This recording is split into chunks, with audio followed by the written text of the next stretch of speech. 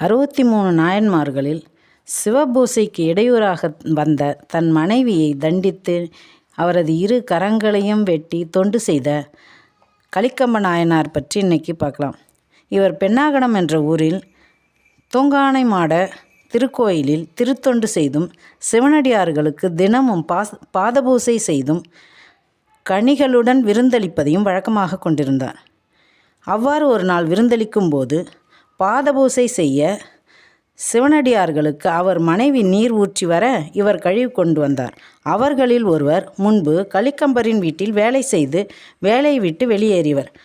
அவருக்கு கலிக்கம்பரின் மனைவியார் வேலையாள் என்று நீர் ஊற்றாமல் நிற்க தன் உடைவாளினால் 2 கரங்களையும் மனைவியின் 2 கரங்களையும் வெட்டினார்.